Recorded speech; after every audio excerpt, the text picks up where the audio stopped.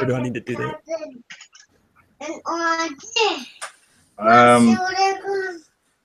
Which one do you send to view, though? Like, I remember doing this with Tobes and Pierce one time, and we sent the link, and people were hopping in this thing. But okay, I got it. Okay. Let's see.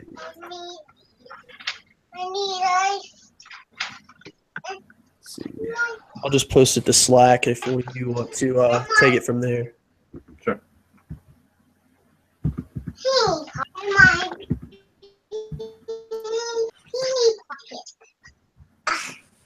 My teeny pocket gone. My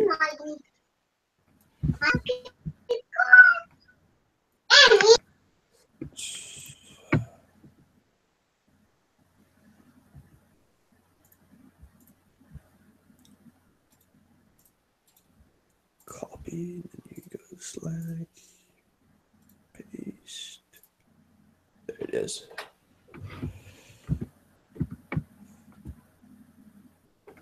I guess we'll just start when people start rolling in.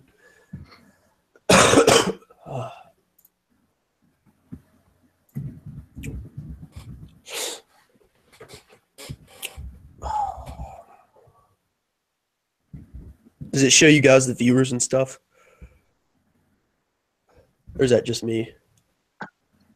Yeah, I don't see anything. Yeah, no, I see it. Bottom right, one viewer. All right. We're good.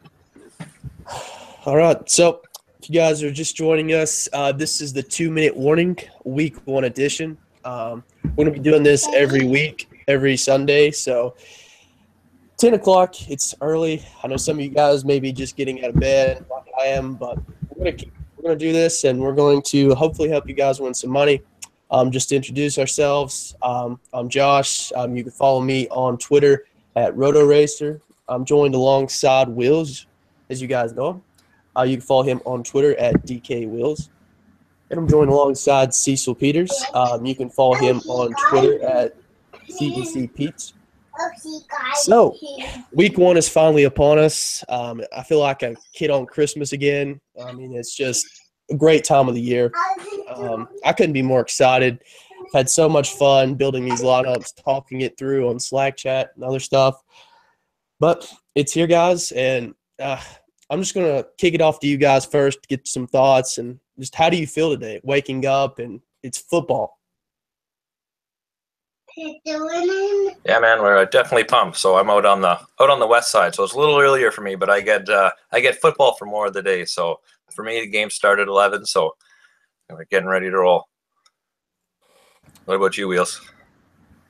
Yeah, I mean, it's perfect transition, starting out in NASCAR in February, and we roll it right up through, and then we get lucky enough to have a Saturday night race, and then I think it was up to like 4 a.m. last night making lineup, so I'm definitely ready for to hop into some NFL.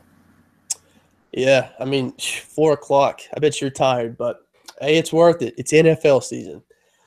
Sorry, guys, I'm a little stopped up. I've been sick this week, but I'm getting through it. You just got to bear with me. But let's go ahead and get into the games. Well, actually, I'm going to kick it off the wheels. We got some announcements over at FantasyDegens. We got some contests that we want you guys to join. So I'll kick it off the wheels to start this. Yeah, so I don't know how many of you guys have actually followed the Fantasy NASCAR league that we did, but it's basically a season-long league where you pick a DFS lineup each week, and then you turn it into a season-long league. So we're rolling out the same thing with NFL. Obviously, the rules are a little bit different, but check out my Twitter account, DK_Wheels. We have 3 more seats available, $125 buy-in, no rake, and the goal is 32 teams. We're going to treat it as the NFL, 32 teams. All the divisions will be aligned as such, and we'll play weeks 1 through 12. You'll enter our free contest on DraftKings that in our league that we created, and then you'll check your schedule and you'll see who you're playing head-to-head that week. So each week, weeks 1 through 12, you'll play somebody head-to-head, and then weeks 13 through 16 are essentially the playoffs to the Super Bowl. There's weekly payouts. Top 3 get paid out. Number 1 and number 2 seeds get actually no, it's division winners and wild card get a bonus payout, and then your top 4 is Super Bowl, your runner up, and your consolation prize 3rd and 4th. So $125. You break that down over 16 weeks, and it's under $10 a week for a full season worth of fun. So 3 more seats available if you're interested. DM me on Twitter. Yep. So I'll be in basically, that, if you're so- playing Josh on the week, just play the defense that's playing the Falcons, and that's your perfect hedge. So Yep. We're going to get into that a little bit later. I'm sure that's going to be an interesting conversation. But let's start out in Buffalo. The Bills and Jets. The Bills, Tyrod Taylor's been banged up. Jordan Matthews, he should be good to go. He's a little banged up. But I think everyone's there.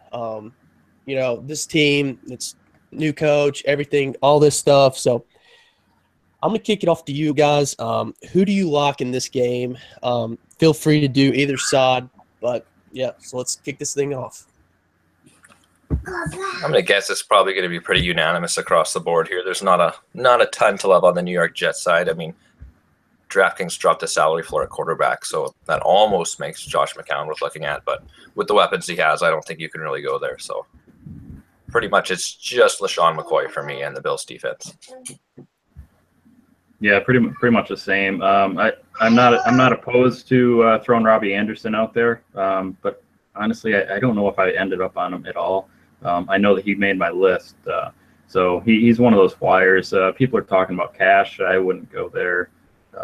I think there's better options out there, but I like McCoy. I personally think that he outscores Le'Veon Bell this week, so I'm definitely pushing him cash and in GPP as well. I think he'll have the lower ownership of the big 3. I'm with you on McCoy. If you bump Bell or DJ, which I bumped Bell and cash, your lineup, you get better options, and I really like it. It's kind of risky, but I'm with you. I do think he outscores one of the 2, and I'm willing to take that risk for the other lineups.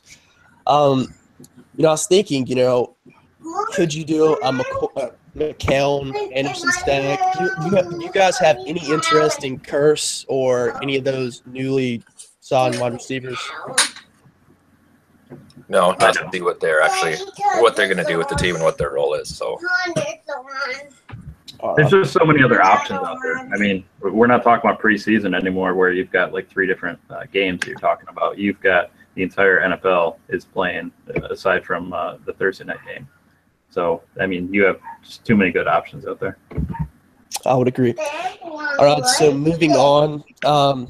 Not too much of a better game, but the Houston Texans taking on the Jacksonville Jaguars. This game could be horrible for DFS other than the defense or running back or 2, What do you guys like in this game? yeah, this game's pretty much just a fade aside from both deep defenses. I mean, one of them's playing against Tom Savage, one's playing against Blake Bortles, so they're both pretty good options, but I'd definitely lean towards the Houston defense. I think they probably end up the week as the top defense of the week. Yeah, I've definitely got a lot of Texans defense, and I've thrown out some Jaguars defense in GPPs. I do like Lamar Miller though. I think that his price point and his workload align. So I've got some Miller as well. I think that's it though. That's all I have from that game. Yeah, I started to put some Lamar Miller in the Millie Maker lineups last night. I really like those lineups. So, I mean, 5,100 that's not too cheap. We talk about Carlos Hyde at 4,600. 5,100 for a guy that's going to get all the work. I mean, it just makes too much sense not to have some of Lamar Miller this week. So, moving right along, we go to Cleveland, the Browns and Steelers. You got Bell, you got the Big Ben, you got Brown, you got Martavis Bryant coming back. I mean, they're just loaded. I'll kick it off to you, Cecil. Who do you like in this game? Yeah, I got zero worries about Big Ben's home road splits at this point in the season yet. I think the return of Bryant will probably kind of negate the difference there. So I have zero worries about Big Ben on the road. Le'Veon Bell is my favorite play from this game still.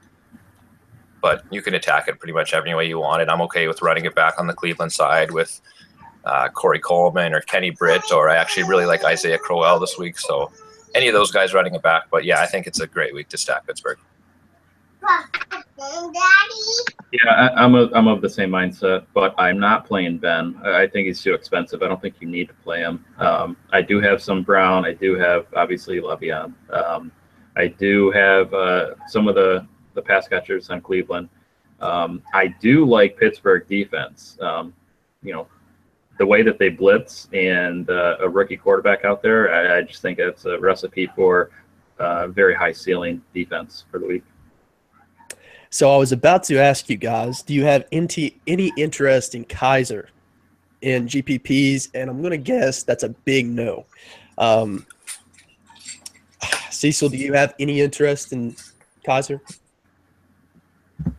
If I was making 150 lineups, I'd probably throw him in a few.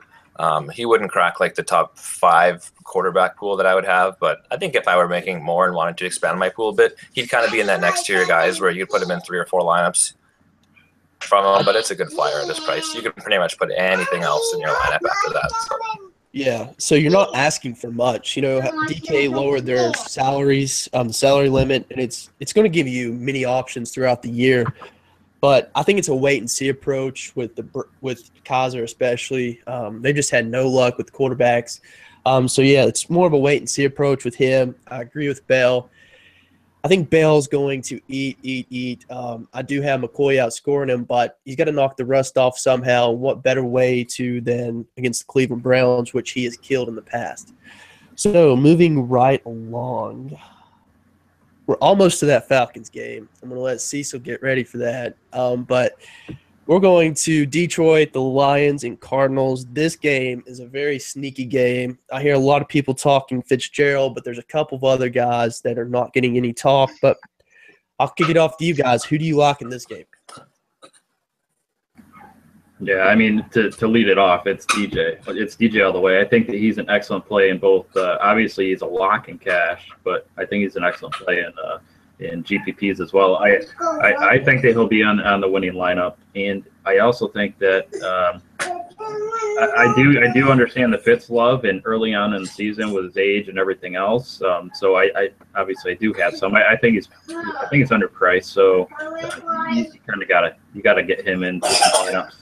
But on the other side, I'm in love with Marvin Jones. I just think that he's way underpriced, and I'm not sure that he's going to get the ownership that he deserves either. So I'm chasing after him pretty hard, as well as Abdullah.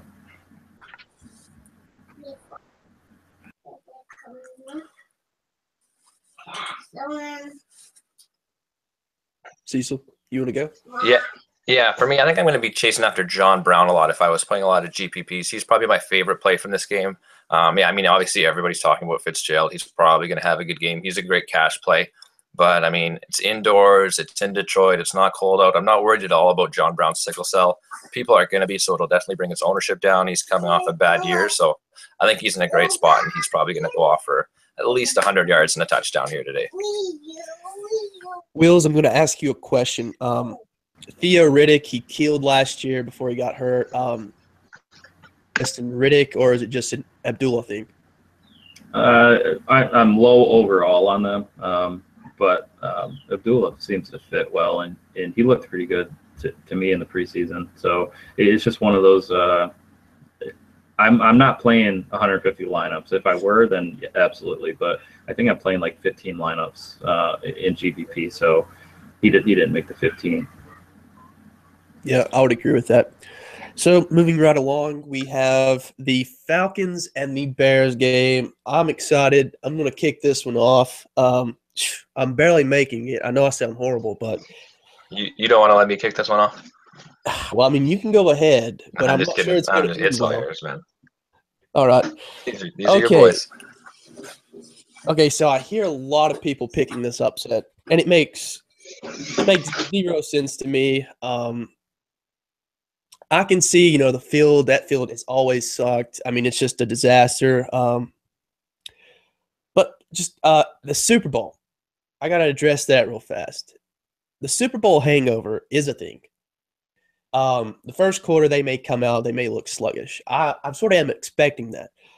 But the thing here is with Steve Sarkisian, he comes over from Alabama where he coached like 3 or 4 games. I'm not sure what to expect. Devontae Freeman got a big contract this offseason. I know a lot of people like Coleman, but I'm not too sold on him this year. I think Freeman is going to be the workhorse. That's just my opinion. But yeah, so let's get into this game. Matt Ryan, I've seen some people rank him as a top quarterback. I'm not sold on it. I do think he's going to have a good game, but not a great game where you're going to win a GPP. I'd expect 273, 2 touchdowns, 1 to Julio. But Julio, he's a bottom, in the top 10. I'd rank him around 7th, 8th. I just think this is going to be a Devontae Freeman game. I really love him in GPPs. I think he's going to be under 10%, especially in the Millie Maker. I think he will be in the winning lineup. That's one of my bold calls. I thought about it last night. I'm like, is this a Falcons call for me or is this a logical decision? But I just see the stars aligning for him. He got a big contract in the offseason. He's got to prove himself. And I just don't think it's going to be a Super Bowl hangover for him.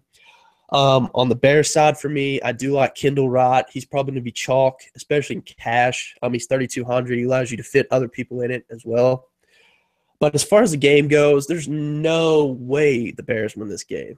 I'm predicting at least 17 points by the Falcons, and Cecil I don't know what's wrong with him. Don't listen to him. Wait, you think Atlanta's going to score 17? No, they're going to win by 17. No way they lose. No way. Yeah, I don't know if I can straight up promise a Bears win, but I can definitely promise they'll beat the spread today. I mean, I think the spread was at 7 points last time I checked. Chicago's not going to let them just come in and run all over them. I mean, I get Devonta Freeman's an extremely talented player. Julio's an extremely talented player. But if you look at their game logs last year, I mean, the one thing they can do is shut down the number 1 receiver. So I think it's going to leave room for Mo Sanu. It's going to leave room for Gabriel. So if you are trying to build a GPP lineup with a Falcon, I would go to one of those guys. But I think they're just going to scheme to shut down Julio. Devonta Freeman's probably going to be the best play in this game. I would agree with that there. But I think it's going to be a slow-paced game. Jordan Howard is going to run all over the Falcons defense, and it's going to be close. But I wouldn't be surprised to see the Bears squeak out a win at the end of this one. Wills, you want to go before I do my rebuttal? No, I don't think that they win, but I do think I do think they probably do cover. I agree with that. As far as Julio goes, overall pretty low on him. I think I've only got him in 1 or 2 lineups. And here's the thing with the running back situation there. Either one of those guys are running back 1 if the other one goes down. Like top 5 running back, hands down. Either one of them. So when you have both of those guys in the backfield, you can't trust them in cash. You can only fire a couple bullets with each in GPP and hope that you get the right one. It's not as bad as the Patriots situation, but that's how it feels like to me. But with that being said, I do remember last year a couple times where you can stack both of those running backs and win a GPP. So I don't see it on the road in Chicago though. On the other side of the ball, I'm definitely all over Kendall Wright. I can't get off of the Game 3 preseason before Meredith went down. He converted 3 third and long catches on their scoring drive in the first quarter. That was before Meredith went down. So the way that he was getting looks then, I don't see that going away now that they need people to step up. So I think he's extremely safe, and I also like him in GPPs. The pivot there, I think a lot of people might be trying to go for a low-owned White, but for me, it's Miller. I think that he's the pivot off of Wright at very low ownership. Yeah, I was just about to ask you about White. I do agree, Miller. But here's one thing I'm going to say. Prince Amukamara, who was originally starting to match up against Julio, he is out. Kyle Fuller moves in. He had a horrible year last year.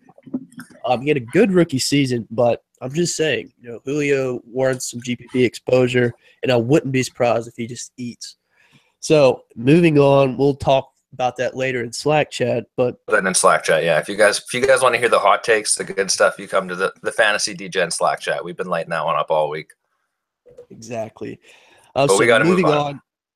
Yeah, the best game of the week in my mind, and living in Tennessee, I never want to say that, but because I'm not a Titans fan, but the Raiders and Titans, this game, I know a lot of people are putting this as the game to target in DFS this week. I'm right there. I have a lot of exposure to this game, but I'm going to kick it off to you guys first. Where do we start? Because I feel like this game warrants a little bit more time than the others. Let's just talk about each target that we like and let you guys start. Yeah, so I'll start with the Oakland side of the ball. So the nice thing about Oakland is you always know where the targets are going to go. So it's basically Derek Carr is going to pass it to Cooper and he's going to pass it to Crabtree. So they have a pretty tight window between those two guys. He passes to Seth Roberts a bit, into the backs a bit, and the tight end a bit, but it's really just those two guys who take a bulk of the targets. So that's an easy team to stack. You know who to stack them with. You can either run it with Carr and both receivers, or you can run a couple with Carr with one each. It's hard to tell which one's going to have the best game, but pretty easy to at least get it down to two players on the offense there. Yeah, I mean, for me, this is an excellent GPP game to hammer. As far as cash, I personally haven't landed on anybody here, but I think that there's so many high ceiling players on both sides of the ball. Obviously, Carr, both Crabtree and Cooper. No backfield exposure there. But on the other side, it's Murray, it's Mariota, it's Walker. I like all of them, and I think that you can play. Mariota naked even. I think that there's a ton of upside. I think that this is probably an over game in Vegas. So that's where I'm at for this game. Yeah, I would agree. I have a lot of Mariota, Carr, just to name a few. Let's see, what was I going to say? I was going to try to – oh, yeah. What's your score prediction? Because I feel like a lot of people are wanting to know how many points are going to be scored in this game, and I don't know what to tell them because this game could either be a big disappointment or it could be a 60-point shootout. Who knows? What's your score prediction on this? Yeah, I think it'll definitely be a shootout just because both defenses are so bad, especially Oakland, and I think Khalil Mack's even a little bagged up. So, I mean, he's really their one stud on defense. So, I think there's going to be a lot of points going both ways. You can pass all over the Titans. You can run and pass all over the Raiders. So, I think it's going to be a Titans win. Say 35-28 or somewhere in that range. So, I think it'll hit the over. It'll definitely flirt with the over, and yeah, I'd go over for myself personally. So how do I ring the doorbell to get up in here? The mass van has arrived. Soul Child is in the house. Good morning, everyone. Your camera's not on it, so it's like this is video. I don't know, actually.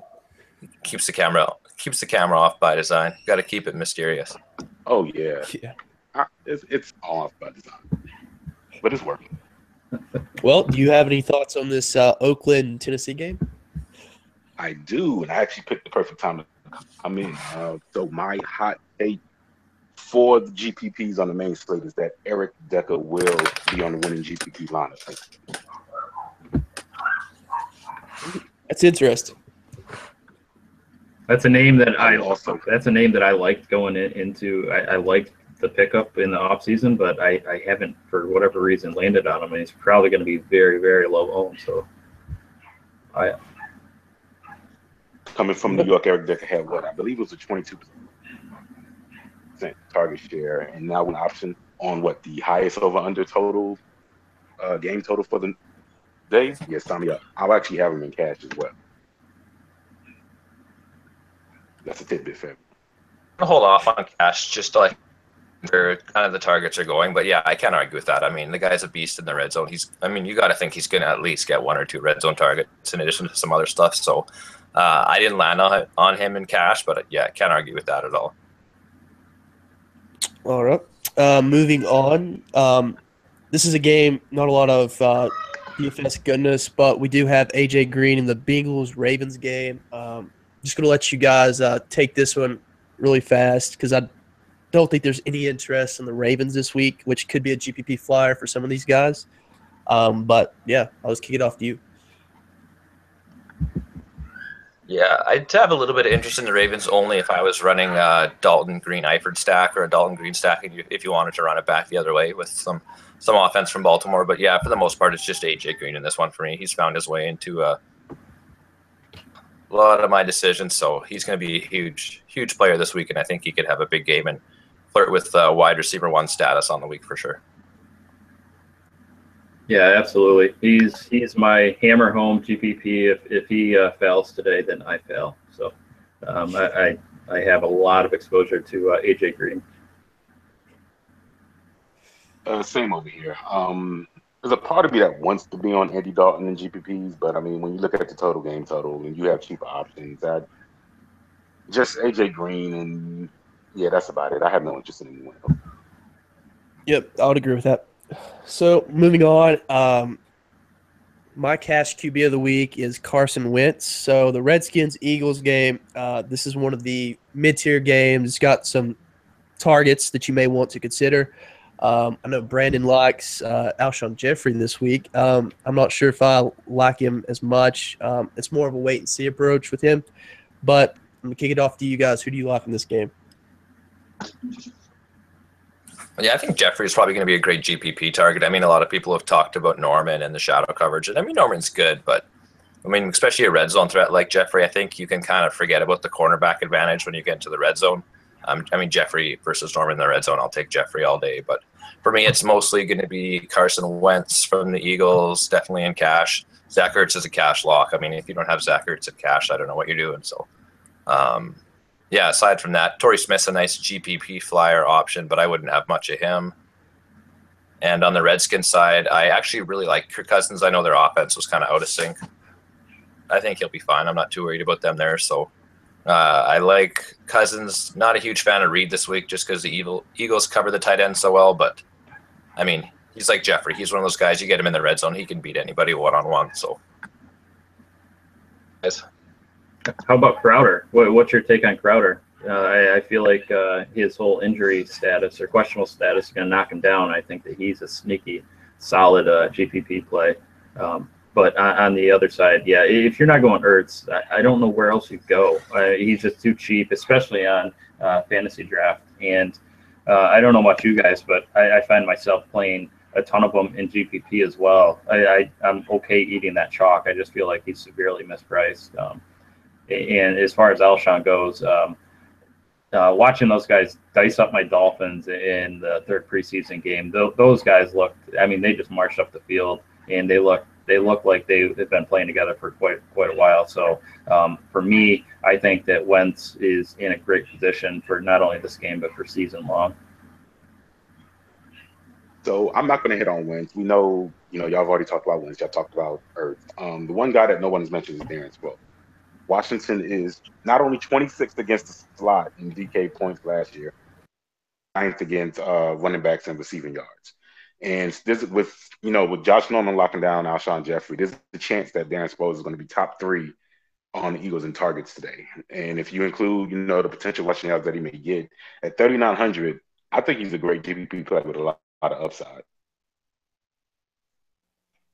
I like that call a lot. I actually got some of him last night whenever I was going through my lineups again. So moving on, let's see. We start the afternoon games, and I know me and Brandon are going to be playing the 4 p.m. only slate a lot. So I'm going to try to beat him, but I don't think I can. Let's go Rams Colts. Todd Gurley, he's getting talked up quite a bit in the industry. Which is warranted. The Colts are just horrible against the run. I remember last year, you just plug in whoever plays the Colts, and that's the running back of the week, basically. But, Todd Gurley has his questions, and at 6K, that just shows you, there's not a lot of confidence in him. If this is a premier matchup and he had a great rookie season, he's not performed like we was hoping he would. Had a down year last year, but the Rams have just been crazy bad. So, new coach, hopefully new offense. You got Jared Goff. Yeah, guys. So, what do we lock in this game? I think it's going to be an interesting game. Obviously the Rams D is probably the best play out of this game. But yeah, they'll probably be the top owned defense just because their price is a little different than some of those other top guys. But yeah, I think the Rams D is the best play. Gurley's a great play.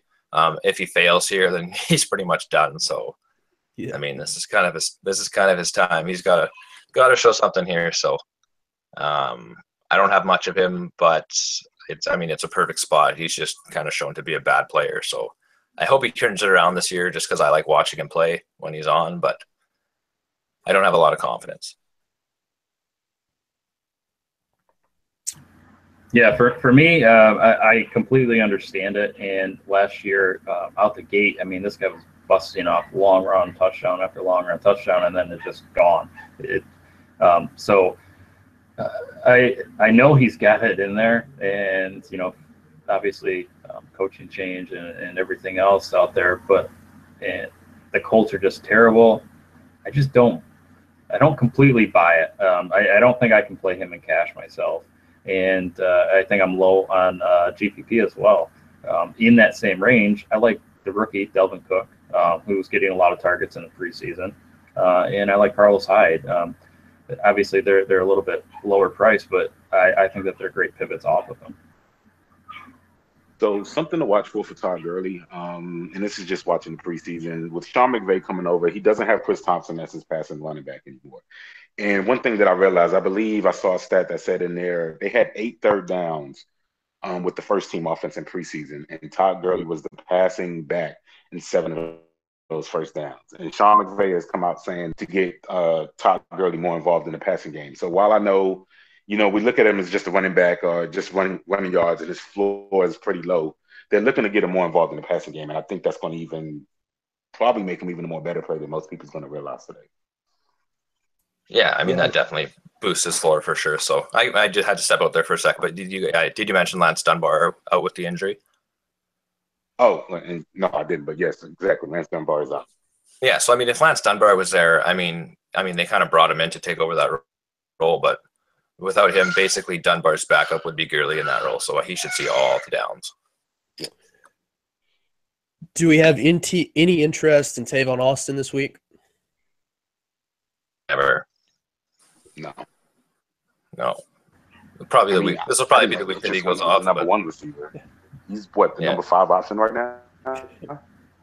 Yeah, whatever it was 2 years ago when he was okay, it was basically because he was getting 4 or 5 carries a game, and he'd usually get some rushing touchdowns, or he'd at least get some big yardage that way. So unless all of a sudden they start going back to him in the run game, which I don't expect them to, then yeah, I'm off him for sure.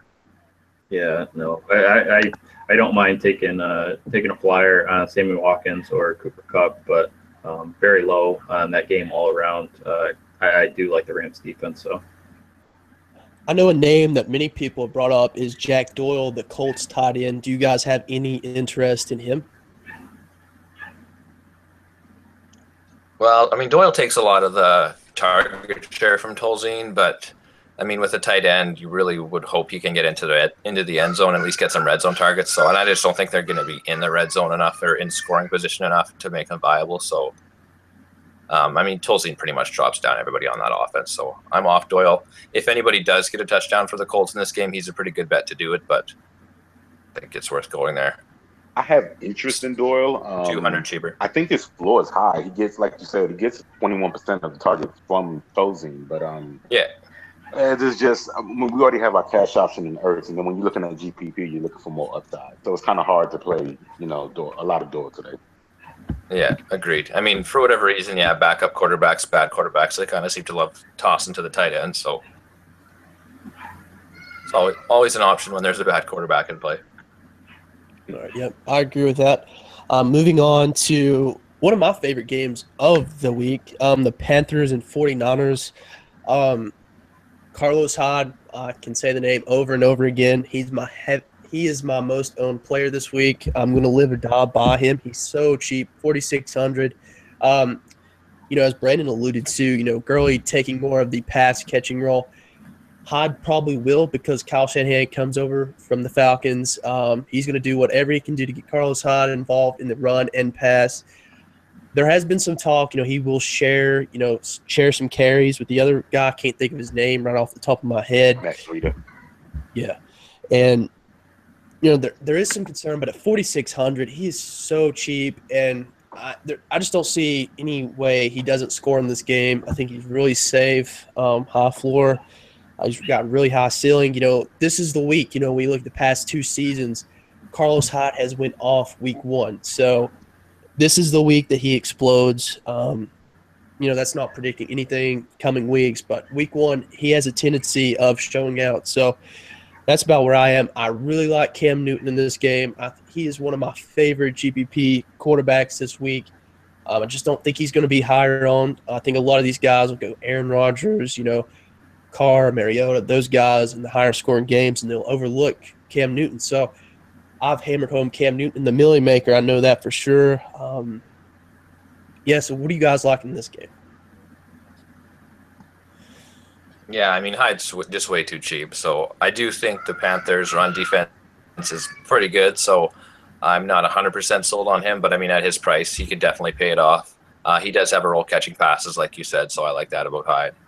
Offense, I mean, I love Pierre Garçon this week. He was kind of the first guy I locked into my cash lineup at the start of the week. I've kind of waffled week, but he's there. He's there now. He made the final product. I just think he's going to get so many targets in this game. He's probably going to get 8, 9, 10 targets. And if you're looking for kind of a GPP option, he's actually been talked up quite a bit, but I think Marquise Goodwin can go off at any time. I mean, he's faster than anybody else out on the field. So he's going to be higher owned, I think, than we maybe thought at the start of the week. But that doesn't make him a bad play. Yeah, for me, it's really Hyde in Garçon. Outside of that, it's a good point, Josh. I personally overlooked Cam, but mostly because I'm heavy on this next game. I'm guessing that we're going to roll out. So I think that's a great call. Overall, though, I'm pretty low on this game aside from Hyde. I'm all on Hyde as well. I do have some concern with them being an underdog. I really don't like taking a bunch of shares of running backs when they're the underdog. But as you stated, he's going to be involved in the passing game. As far as Hoyer, I understand him being a very, very good GPP option on the main slate. I'm questioning it on the afternoon slate only because of salary. I don't see him outscoring Newton, Wilson, or Rodgers, and there's really a lot of salary you can play with. You don't really have to worry about salary too much in the afternoon slate. So yeah, I can see Hoyer being a high upside play. I mean, he may throw 40 times today, but I think I'm low on Hoyer than most. But I am completely high on Hyde, and I have him over 50% over 50% of lineup. As long as he throws those 40 passes to Garçon and Goodwin, then all good in my books. Yep. All right, so moving on to probably the second best game of the week, third best game, depending on who you are, but the Packers-Seahawks. This game, every year they seem to play. Every time, it's always built up like it's going to be a very, very high-scoring game. But as I started to look, this game's not been as high-scoring as you think it would in years past. So for me, I don't know. I'm sort of confused on this game because I started looking, and Doug Baldwin, I've been talking about him all week in Slack. If you look at it, he's not performed well against Green Bay. For whatever reason, that horrible Green Bay defense has done a great job of containing Doug Baldwin. And I know a guy that Cecil likes, and he's going to talk about here in a second, Paul Richardson. I think it just amps him up even more. At 3,700, he's a great play this week. I'm going to be all over him in the 4 p.m. only slate. But I'm just going to kick it off to him real fast. Get your guys' thoughts on this because I'm confused on this game. I think it looks better than what it should look, but what do I know? Yeah, I mean, the more I look into it, it's not the easiest to decipher the Seattle passing game just because they have Graham. He's kind of starting to get more of a rapport with Russell Wilson there, especially in the red zone, so he could take some red zone targets. They have Baldwin, obviously. Richardson, as you mentioned, he's basically taking over Curse's role. And Curse was just dreadful last year. Terrible catch rate, terrible efficiency. He was awful in the red zone, but they just kept going to him. So, I mean, if Richardson just slides right into that role, smash. But they also have Tyler Lockett. And I was kind of thinking about that a little bit last night, that Tyler Lockett's not a bad GP play as well. So he's only 4,400. He still lets you do pretty much whatever else you want in your roster. And I mean, against these cornerbacks, a guy that can fly like Tyler Lockett, I mean, he's kind of a smash GP play for me as well. So, yeah, I think the hardest part of this game is just deciding who is going to get the targets, who's going to get the touchdowns. On game of Seattle, I'm pretty much off of it. I mean, looks like Lacey's probably going to get the start. I would assume Rawls will sit. I think he'll sit, so it'll probably be Lacey on first and second down and Procise in the pass game. Do you have any concern on Tyler Lockett coming off injury last year? Do you have any concern with him working him back in within the offense? You know, for GPP purposes, no, just because I think he'll be so low on that it'll be worth it. And yeah, he's one of those guys that they wouldn't put him in there and let him run those routes out, especially with his injury history if he's not full go. So by the sounds of things, he's full go. He's been running in practice, so I'm not too worried about it.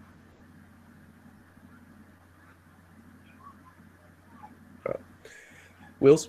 We drop him. So for me, this is my favorite game. If you're paying up for quarterback, typically I like paying down for quarterback. So I've actually got a lot of the Monday night game with Bradford, but when I'm paying up, I like stacking, and I like stacking both sides of the ball. So I've got quite a bit of Russ stacks with Baldwin and Jimmy. I've got one. I just kind of did a couple of mix and matches, bringing it back with one of the Green Bay wide receivers, and then I've got one. I only went with one A-Rod stack, and I also put Montgomery in there because I feel like it's an underrated stack, going A-Rod, Jordy, and Montgomery. So for me, I think that this game goes over. Yeah, and I guess that's where I fall. So I think Baldwin is the obvious cash play. Not obvious cash play from this game. Not, I think if you're paying up for wide receiver, you can put him in your cash lineup. Yeah, he has an amazing one matchup too. Yeah. The sneaky play for me is actually with Tyler Lockett being a little bit limited. I'm not saying he's not going to play. He's going to play. But Luke Wilson, who's the backup tight end, and they're two tight end sets when they have Eddie Lacy in the game. In the red zone, Luke Wilson actually had 13 targets in the red zone last year, which was top 25 in the league. I think there's a chance that Luke Wilson actually probably gets 3 catches and potentially a touchdown today from Russell Wilson. So I'm not saying play him in cash. Don't play a lot of him. But if you're playing over 20 lineups, I would put Luke Wilson at least to it. That's very interesting. I did not think about that once. That's crazy. Yeah, he's definitely kind of a go-to guy for us when he gets in those pressure spots when he needs something. So yeah, I can see the reasoning there. I like that. All right. Moving on here. I believe that does it for the 4 p.m. slate. We're moving on to the not game. The Cowboys and Giants. Zeke Elliott has, he got away from the suspension. He's going to play. This guy, I think he's going to have, it's hard to predict his ownership. I do think it's going to be lower just because everybody wants DJ and Bell. But who knows? He may go off. He may not. I like the Giants' defense to be able to contain him. I shouldn't say stop him, but I think they could contain him to not. What do you guys think about this matchup for Zeke Elliott?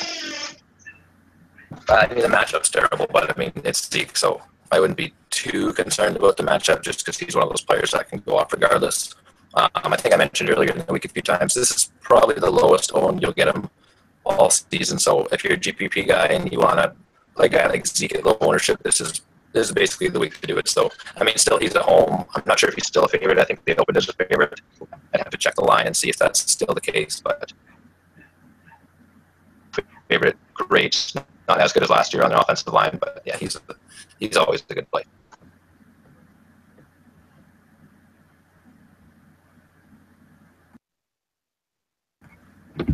Yeah, so for me on this game, I'm completely fading Zeke. I feel like one, it's a bad matchup, and two, I feel like people are going to try and smash him in late just because of all the news and just it's not recency bias, but with the media just in this whole story, it's just fresh on their mind, so people just tend to go towards that. So I think a lot of people are of that mindset that he's going to be low owned. So I think it's going to bump his ownership. I'll be curious to see it. But either way, even if it's low, playing 15 lineups, I'm not playing them. If I'm playing 150, then obviously I'd probably get them in, like 5-7% here. Outside of that, I do think that Dez is a little sneaky. I actually don't think that I ended up with any, but I do think that he's sneaky. And then on the other side of the ball, maybe a little Brandon Marshall with Odell being questionable. And there's talk of him being a decoy, which is kind of silly for him, throwing him out there as a decoy week 1. So be curious to see how that shapes out here. I'm low on Zeke as well. I'm interested to see what his ownership's going to be. I just have no interest in playing him when you have people like DeMarco Murray and LaShawn McCoy out there. And I know you can't really compare last year since it was his rookie year, but he got off to a slow start last year because he didn't play much in preseason, and he only got 6 carries this preseason, and with all the other drama going on. So I'm not that high, and I really don't want to pick teams against the Giants front line, running backs with Snacks Harrison and JPP there, but yeah, just give me Dez, give me Dak if you're, playing a lot of GPP lineups.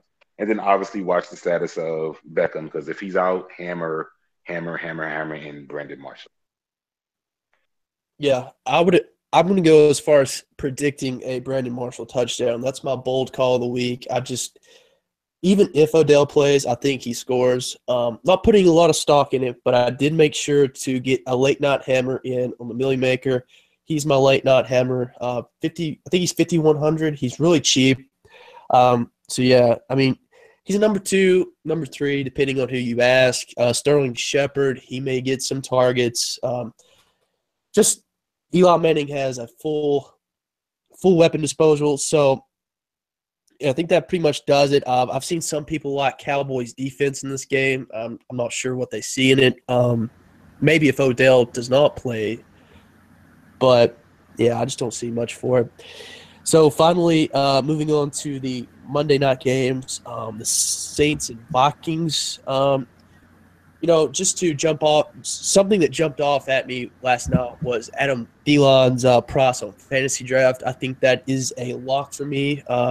If I was playing a lot of him, I put a cash on him together late last night, but Adam Thielen, he just looks great to me on Fantasy Draft. On DraftKings, I think he's 4,800.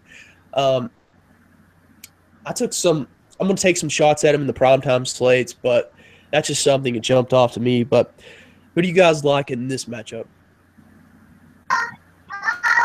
Yeah, all the Vikings. I mean, I like Dalvin Cook. I hope he doesn't lose any goal line carries to Latavius, but if he doesn't, I like Dalvin Cook.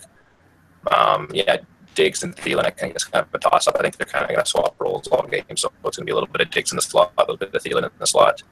And I mean, if I like all those guys by for 2, so which sounds a little weird, but yeah, don't mind Bradford this week at all.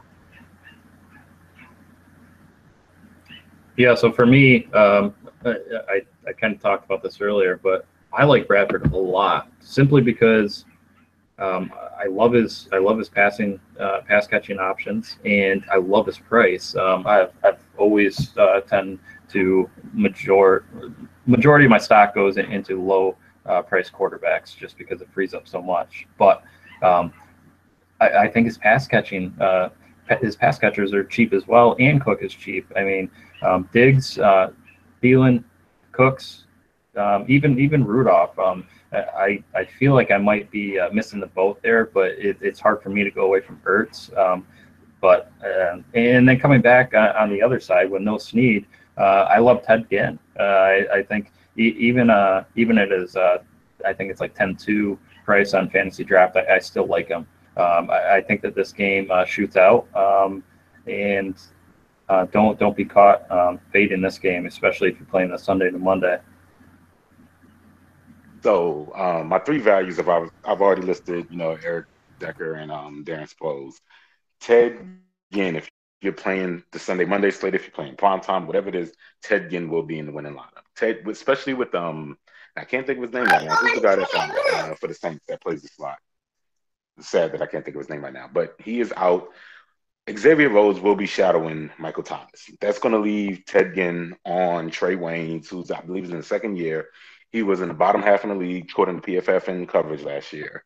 Ted Ginn will score a touchdown tomorrow night, and it will be a 40-plus yard. Ted Ginn. I can't say his name enough. Other than him, Sam Bradford bandwagon. I see it. I think he has a good chance. I think the Saints defense is actually going to be a little bit better this year than most people think. Other than that, I love Stephon Diggs as an option, but the guy I'm hammering in a lot of lineups is going to be Ted Ginn. Yeah, it kind of kills me that Ted Ginn's not on the main slate because he was a great option, man. So, super disappointing that he was on the main slate. I think he's going to get a little bit of ownership. He's kind of been talked up a little bit throughout the week, but not a lot, which probably has to do with him being on Monday. So, yeah, it's too bad he's not on the main slate. He's a great boomer bust, and I think it's a boom for him today for sure. Yeah, I really like the Ted Ginn call. I'll have plenty of him. Moving on to the final game. The Broncos and Chargers. I've not really looked too much into this game as of yet. I probably should, but I'm just going to kick it to you guys on this one. I overlooked it till early this morning, so I really haven't dove too much into this. There's a couple of people I like in this game. C.J. Anderson, he's really underpriced, but I'm not really sure. There's so many running backs there. I don't know what the situation is currently right off the top of my head. Chargers, Melvin Gordon. Broncos defense. They lost a couple people. They lost. Who was it? They lost to the Buccaneers. Was it Ward? I think Ward was his name. I think. Yeah, but they cut him, so they must have thought they had something better behind them. So, let's just kick it off to you guys. Who do you like in this game? My anything I'm doing Sunday, Monday, I pretty much jam in the Chargers D, and I think they're a great play. Joey Bosa is a phenomenal pass rusher. Melvin Ingram on the other side is equally good. Casey Hayward, Jason Brett covered the corner, covering the wide receiver. So, Chargers defense is my play of the game. Yeah, and to piggyback off that, you've got me jamming the Chargers in quite a bit. I like the call. I think that they're sneaky. Obviously, Bosa is a force to be reckoned with, and I just don't see the upside in the Broncos. So Keenan Allen's another one that I force myself to play him in one or two lineups. I understand that it's not a great matchup, but this guy just gets fed, and he's cheap. So I think that he's going to be a top 10 wide receiver this year in PPR formats, and so I still think he gets his fair share of looks today or tomorrow. I'm on the same page as y'all. I've heard a lot of love for C.J. Anderson, and I'm not understanding why. They have Jamal Charles, and they paid Jamal Charles $4 million and kept him on this roster. He's not just going to be a third down running back. You don't pay a third down running back that old $4 million. So he's going to be involved in the offense in some form or fashion. I don't see C.J. Anderson getting the volume, and he's honestly not good enough to be successful without having the volume that he's used to having. So I'm hammering San Diego's defense. I do love the Keenan Allen play. My second backup, quote-unquote, tight end that I love behind Luke Wilson is Hunter Henry. He is the future. It's just when that future is going to come over Antonio Gates, and I see him getting involved tonight. So to play with Keenan Allen, I like Hunter Henry as well. I like it. To close out the show, I think we should probably do this every week, but give me your one bold call of the week. kick it off with you, All right, Cecil. well, yeah, I think you know where we're going to go with this one here, man. So bold call of the week is the Chicago Bears defense holds Atlanta to, let's go 17 points and squeak out a win. I don't know, 24-17, 2017. You pick the score, Roto Racer. Doesn't matter. First win. They hold Atlanta under 20 points. Book it. Wills?